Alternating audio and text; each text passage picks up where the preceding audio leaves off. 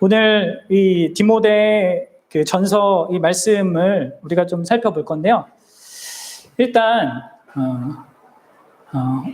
오늘 이 부분에서 이 내용 가운데서 우리가 세 가지 정도를 좀 생각해 보려고 합니다. 사도 바울이 이것은 사실 디모데에게 하는 얘기입니다. 그렇죠? 그러나 이 디모데에게 하는 이 얘기가 모든 교회들이 읽을 수 있도록 이렇게 편지 형태로 남겨졌고, 교회들이 이것을 통하여서 하나님을 발견하고 하나님의 뜻에 따라서 내가 살고자 하는 어떤 반응을 갖게 되었습니다. 그러니까 성경으로 이렇게 남겨진 거예요. 단순하게 디모데에게만 적용되는 것이 아니라 심지어 9절이 말하고 있잖아요. 모든 사람이 받을 만하도다 얘기하잖아요. 이것은 모든 사람이 들어야 될 얘기입니다. 특별히 믿는 자들인 우리가 들어야 되는 거죠. 자, 이 바울의 이 권면이 나에게 하는 하나님의 음성이라는 것을 여러분 먼저 생각하셔야 합니다. 근데 뭘 권면하고 있습니까? 자, 우리 7절을 다시 한번 읽어보겠습니다. 7절. 자, 여러분 정말 하나님의 말씀에 귀를 기울여서 거기에 순복하고자 해야 됩니다. 이성적으로 깨달을 뿐만 아니라 그거에 동의하고 그리고 여러분 순복해야 돼요. 그렇게 순복하셨을 수 있었으면 좋겠어요. 우리 7절 읽어보세요. 시작. 망령되고 허탄한 신화를 버리고 경건에 이르도록 내 자신을 연단하라. 사랑하는 여러분, 그렇습니다. 우리가 해야 될 일이 있어요. 예수님을 믿는 사람들, 모든 예수님을 믿는 사람들은요, 허탄한 신화를 버리고 경건에 이르도록 자기 자신을 연단해야 됩니다. 여기서 연단이라는 것은 훈련한다는 거예요. 여러분들, 지금까지 우리가 참된 이 성장에 대해서 배우면서 하나님의 은혜와 훈련이 이게 같이 갈 수 있다는 것을 배웠죠. 하나님의 은혜만 있으면 난 아무것도 안 해도 되고 그냥 그 하나님의 은혜를 누리기만 하면 된다. 이거는 내 생각입니다. 하나님의 은혜는 우리를 진정한 의미로서 인간다운 삶을 살게 하고요. 그 삶의 방향성을 내가 적극적인 반응 속에서 가질 수 있게 하는 그런 은혜입니다. 모든 것을 나를 다 대신해 주는 게 아니에요. 진짜 좋은 부모가 여러분들 어린아이들 자기 자녀를 키울 때 자녀들 위해서 다 대신해 주면 그 아이들에게 유익하겠습니까? 아니죠. 자녀들을 이렇게 잘 섬기기 위해서는 자녀들이 할 수 있게끔 그런 걸 다 옆에서 도와주지만 직접 자기가 하진 않아요. 자녀들이 그런 것들을 영위하고 자기들이 그것들의 그런 어떤 발전과 이 성장을 경험하도록 도와주는 역할을 한단 말이에요. 마찬가지예요. 하나님께서 우리 하나님의 백성들을 구원하셔서 양육해 가실 때 하나님 혼자 하시는 것이 아니라 우리가 스스로를 연단해서 스스로를 훈련해서 하나님의 자녀다운 그 모습을 갖도록 원하신다는 거예요. 자, 일단 여러분들 이게 하나님의 뜻이라는 걸 여러분 아셔야 합니다. 연단하는 거, 자기를 훈련하는 거 있잖아요. 여기서 연단한다는 것은 영어 성경에 보면 트레인으로 되어 있거든요. 뭐예요? 운동선수가 하는 그 용어를 사용하고 있어요. 기초적으로 운동선수가 매일매일 해야 되는 거 있잖아요. 기초 체력 훈련도 해야 되고 근력 훈련도 하고 하면서 그런 것 속에서 자기의 어떤 전문적인 이런 것들을 하듯이 우리에게도 그런 연단이 필요하다는 거예요. 그리고 그게 하는 게 하나님의 뜻이라고요. 그러면 이러한 하나님의 뜻을 압니까? 왜 이러한 것을 뜻하세요? 우리가 하기 싫은데 왜 뜻하십니까? 하나님이 우리를 사랑하기 때문이죠. 우리가 진짜 하나님 창조한 그 창조된 하나님 형상 닮은 그런 존재로 살기를 원하시니까 그렇게 요구하시는 것입니다. 그래서 여러분들 먼저 이것을 아십시오. 연단하는 거, 경건에 이르도록 뭔가 내 자신을 훈련하는 거, 연단하는 거, 훈련시키는 거, 이게 하나님의 뜻이라는 거. 그래서 여러분들 훈련해야 됩니다. 매일 성경 읽는 거, 성경 읽고 묵상하는 거, 기도하는 거, 이거 다요. 이런 거 훈련이거든요. 연단하는 거거든요. 이런 것들이 필요해요. 언젠가 되겠지. 이렇게 하면 안 됩니다. 우리는 막연한 걸 아니라 분명한 하나님의 이 뜻에 대해서 순종하고자 해야 됩니다. 여러분들, 하십시오. 연단하십시오. 연단. 하기 싫은, 그러니까 연단하는 건 뭐예요? 힘들다는 거예요. 그게 쉽지 않다는 거예요. 그걸 전제하고 있습니다. 그래서 연단이 필요하죠. 여러분, 운동선수들이 자기의 그러한 어떤 운동을 하려고 하는 그런 영역에서 그거 하기 위해서는 수없는 노력들이 필요하잖아요. 김연아 선수든, 손흥민이든, 여러분 그들이 했던 거 보십시오. 자, 이렇게 우리가 우리 자신을 연단시키는 거, 올바른 것에 대해서 연단시키는 게 하나님의 뜻이다. 이게 성경이 말하는 오늘 생각해야 될 첫 번째 사실이고요. 그 두 번째는 여러분들, 왜 그렇게 하나님이 우리더러 그런 걸 하라고 하냐. 그 이유가 이제 8절에 나와 있습니다. 8절 보세요. 읽어보세요. 8절 시작. 육체의 연단은 약간의 유익이 있으나 경건은 범사의 유익이 있다. 그럼 이게 이유입니다. 경건이 범사에 유익하기 때문에 그렇습니다. 경건을 위해서 내가 노력하고 연단하고 훈련하는 것이 범사에 유익합니다. 내생은 언제요? 이 땅, 우리가 사는 이 인생을 얘기하는 거죠? 맞아요? 네. 아니요, 내생은 죽고 난 다음에 내생이 금생이죠, 금생이 지금의 이 생애에도 이 경건이 유익하고 죽고 난 다음에도 그 다음 생에 있을 그 내생에도 이 경건이 유익하다는 거예요. 그러니까 이렇게 유익하니까 하나님이 하라고 요구하는 거예요. 대신 해줬으면 좋겠습니까? 네. 저는 근데 참 이 바울의 이 표현이 참 독특하죠. 지금 뭐와 비교하고 있습니까? 이 경건의 연단을 뭐랑 비교하고 있어요? 육체의 연단하고 비교하고 있어요. 육체의 훈련하고 비교하고 있습니다. 그럼 육체의 훈련을 생각해 보십시오. 우리가 감당하는 어떤 영역에서나 어떤 전문인이나 뭐 이런 사람들이 육체적으로 부단히 연습하는 거, 노력하는 거에 대한 얼마나 큰 유익이 있습니까? 뭐 100만 시간의 그런 법칙도 있잖아요. 그렇게 하면 그 분야에서 전문가가 됩니다. 무엇이든지 꾸준히 하고 계속적으로 하고 연습하고 훈련하고 단련하면 상당히 그런 어떤 그 영역에서 큰 능력을 갖게 돼요. 그것으로 여러분 생계를 유지하고 안락한 삶을 영위할 수 있습니다. 또 다른 사람에게 노하우를 전수해주면서 다른 사람을 유익하게 해줄 수도 있어요. 심지어 자기 자신뿐만 아니라 자기 이름도 이렇게 드러낼 수 있고 심지어 나라의 이름까지 멋지게 선전할 수 있습니다. 육체의 연단은 진짜 어떻게 보면은 우리 삶에 큰 유익과 혜택을 가져준다고 할 수 있어요. 우리 모든 인간들이 좋아하는 건강과 풍요와 성공을 육체의 연단은 약속해 줍니다. 근데 여러분들 지금 바울이 뭐라고 하고 있습니까? 그것이 어떤 유익이 있대요? 얼만큼의 유익이 있대요? 네. 약간의 유익이 있다고 합니다. 영어로는 some입니다. 조금 있대요. 어느 정도 있대요. 그러면 이거에 대해서 여러분 어떻게 생각합니까? 바울은 지금 육체의 훈련, 그 육체의 훈련을 통해서 그렇게 막 대단한 어떤 그런 것들을 영위하는 사람들에게 그 약간의 유익이 있을 뿐이다라고 얘기해요. 너무 과소평가하는 거 아닐까요, 사도 바울이? 어떻게 보면 그렇게 보일지 모릅니다. 사도 바울은 현실을 잘 몰라. 현실은 육체의 연단을 부지런한 사람이 성공하고 잘 되고 모든 걸 누려.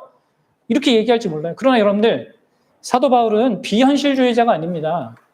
이미 사도 바울은요, 그 육체의 연단을 세상의 대부분 사람들보다 더한 수준에서 경험해 본 사람이에요. 그렇죠? 우리 오전에도 말씀 읽었잖아요. 이 바울은 히브리인 중에 히브리인입니다. 율법으로는 바리새인이에요. 그러니까 율법을 지키기 위해서 자기를 연단하는 그것에서는 그 어떤 종교인도 따라올 수 없는 자들이 여러분들 유대인들이잖아요. 지금도 그렇게 하고 있잖아요, 유대인들은. 심지어 바울은 율법의 의로는 흠이 없다 하고 말할 정도였습니다. 그것의 유익을 누구보다 잘 알았어요, 사도 바울은. 근데 그 사도 바울이 그런 얘기를 하고 우리가 읽지 않았지만 이어지는 내용에 보면 내가 그 모든 것들을 그리스도와 비교해보고 그리스도를 배우고 아는 것과 비교해봤을 때 그 모든 것들 오히려 해가 된다 이렇게 얘기를 해요. 아니 그것을 아는 것에 비하면 그리스도를 아는 것에 비하면 내가 그동안 자랑해왔고 육체 연단했던 그 모든 것들은 배설물에 지나지 않다 이렇게 얘기합니다. 그러니까 여러분들 지금 바울이 이 경건의 유익이 그렇게 크고 육체 연단은 작다고 한 것은요, 이 비교 대상이 뭡니까? 우리 그냥 우리끼리 비교하는 것이 아니라 하나님이 주시는 것과의 비교인 거예요. 그래서 그것이 약간의 유익이 된다고 하는 겁니다. 만약에 하나님이 주시는 이 경건이라는 것이 없다면 그래서 하나님이 허락한 것 속에서 우리가 영위할 수 있는 이 경건이라는 것이 없다면 그 육체의 유익은 진짜 큰 거죠. 그런데 경건이라는 게 실제로 있다면 그것에 비했을 때 육체의 유익은 연단은 작은 유익이라는 거예요. 보십시오. 경건의 영역은요. 경건의 훈련은 영적인 영역의 측면에서 또 시간적인 측면에서 유익이 큽니다. 이런 육체의 연단은 아까도 말했지만 주로 한 분야에서 유익이 됩니다. 그렇죠? 잘하는 사람이 모든 것에 다 잘하는 건 아니잖아요. 그렇죠? 백종원 씨는 이러한 요리하고 그런 것들 경영 이런 것들 잘하고 손흥민 축구 잘하고 이런 부분 각자 영역에서 유익이 하는 게 있습니다. 그런데 경건의 유익은 뭐라고 합니까? 범사에 유익하다고 해요. 경건이란 것은 우리의 모든 삶의 영역에서 유익이 된다라고 얘기합니다. 좋은 축구 선수가 좋은 아빠가 될 수 있는 가능성이 높나요? 어떻게 생각하세요? 모르는 거예요. 좋은 남편이 될 수 있는 가능성이 높을까요? 모릅니다. 그 축구 선수 보면 다 막 이혼하고 막 결혼 몇 번 이런 사람 부주의수예요. 한 영역에서 잘한다고 다른 영역에서 다 잘하지 못해요. 근데 경건이라는 것은 모든 영역에서 범사에 유익이 된다는 것이죠. 또 시간의 측면에서도 그렇습니다. 육체의 연단은요, 아무리 노력해도요, 길어봤자 한 30년 아니면 최대 길어서 60년 정도 나한테 육체적인 어떤 유익을 줘요. 그렇죠? 그러나 경건의 이 훈련과 연단은 내가 살아가는 모든 인생뿐만 아니라 죽고 난 다음에 내생이라고 하는 그때까지도 유익을 주는 거라는 거예요. 그러니까 이 영역의 측면에서도 시간의 측면에서도 이 경건이 훨씬 유익한 거죠. 그러니까 하나님께서 우리가 이것을 영위하기를 바라시는 겁니다. 그리고 심지어 나한테 그냥 줄 수도 있지만 그렇게 그냥 주는 게 아니라 내가 그것을 훈련하고 연단해서 영위하는 것이 나한테 유익하다고 생각하셔서 나에게 스스로 그것을 하라고 요구하고 있다는 거예요. 사랑하는 여러분, 이게 경건의 연단입니다. 여러분, 그럼 이 경건의 연단인 게 뭐겠습니까? 경건의 연단인 게 뭐겠어요? 경건에 이르도록 하는 훈련은 뭐겠습니까? 우리가 이걸 얘기하면 주로 우리는 성경 읽는 거, 예배 참여하는 거, 우리 말씀 공부 이렇게 나누는 거 이런 것들만 생각해요. 그런데 여러분들 그런 것들이 경건의 훈련의 중요한 그런 수단입니다. 그리고 그것들이 반드시 있어야 됩니다. 그러나 경건의 연단이라는 것은 얘기했듯이 모든 범사에 유익하다고 했죠. 그러니까 이런 것만 하는 게 아니라 그런 것들을 하는 것을 통해서 내 범사의 모든 상황에서 하나님과 관련지어서 삶을 살아가는 것을 얘기하는 거예요. 이 경건이 범사에 유익하다는 거. 경건이라는 이 단어 자체가 제가 계속 얘기했듯이 어떤 경건한 어떤 그 특정한 일을 하는 것이 아니라 모든 것을 하나님과 관련지어 살아가는 그런 삶의 태도를 경건이라고 하는 겁니다. 그리고 그것은요, 연습해야 되는 거예요. 훈련해야 되는 거예요.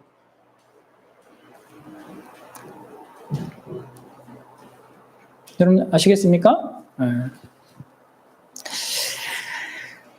그렇게 집중적인 훈련 시간도 필요하고요. 그것을 기반으로 해서 내 모든 삶을 그렇게 살아가는 게 필요합니다. 그래서 어떤 의미에서 이렇게 주일마다 우리가 시간을 정해서 이렇게 모이는 거, 수요일마다, 금요일마다 이렇게 모여서 이렇게 하는 것들은요, 큰 틀을 잡아주는 거예요. 그리고 그런 모든 삶의 틀 속에서 내 모든 삶을 경건한 하나님을 염두에 두고 살아가는 하나님과 관계 속에서 나를 보고 하나님과의 관계 속에서 세상의 현실을 이해하고 다른 사람을 이해하고 하면서 이 세상을 살아가도록 범사의 유익이 되도록 하는 그 경건을 영위하고 살아가게끔 하는 그런 것들이 필요하단 말이에요. 집중적인 그런 훈련하는 시간도 필요하고요. 그래서 여러분 매일매일 자기가 하나님과 갖는 이 경건 훈련, 경건의 시간 있잖아요. 이런 것들이 되게 중요해요. 하루 온전히 그 경건을 가지고 영위하기 위해서 하나님과 만나는 그런 시간들이 필요하다고요. 일주일이란 그 시간 속에서 주일과 이런 중간중간에 있는 교회 모임이 우리에게 그렇게 의미가 되는 거죠, 다.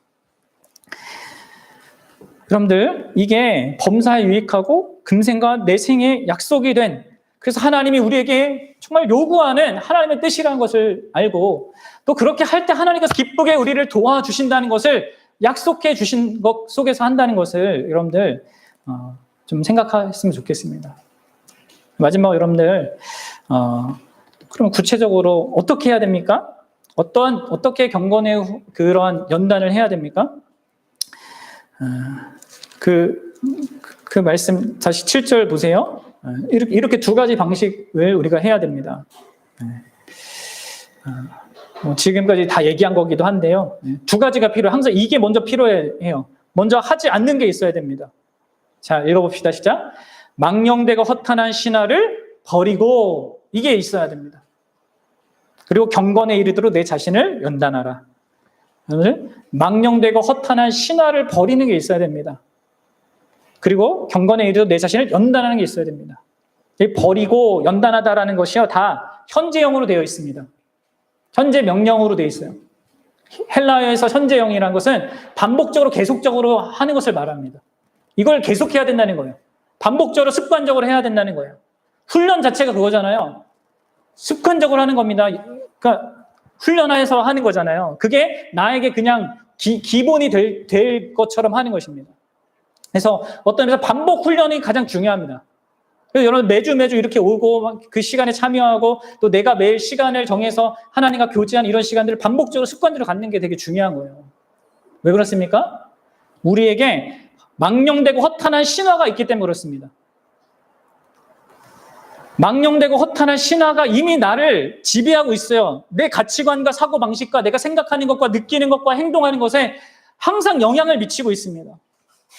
여러분, 이때 당시에 이 바울이 얘기하는 이 망령되고 허탄한 신화는요, 뭐냐면 이 디모데전서 이 배경에서 자기가 금식을 해서 하나님을 기쁘게 하고 자기가 뭔가 특별한 종교 행위를 위해서 하나님께 복을 받는 이런 식으로 생각하던 사람들이 있었단 말이에요. 근데 그게 아니다 지금 바울은 얘기하고 있어요. 그러니까 우리는 신을 생각할 때 항상 그렇잖아요. 내가 하는 걸 근거로 해서 신이 나한테 뭔가 잘해줄 것 같은 이런 식으로 그런 것들이 신화처럼 그냥 이제 믿는 거죠. 믿는 체계죠, 사람들이.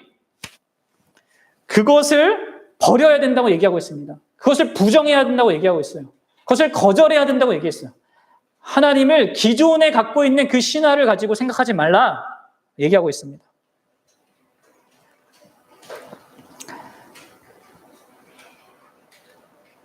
그리고 어떻게 하라고요? 경건에 이르도록 내 자신을 연단하라고요.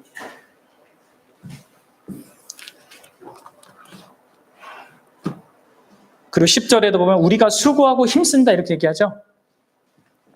수고하고 힘써서 경건, 하나님과 관련하여서 생각하고 하나님과 관련하여서 내가 정서를 느끼고 하나님과 관련해서 내가 순종하고 굴복하면서 살아가는 이런 것들을 훈련해야 된단 말이에요.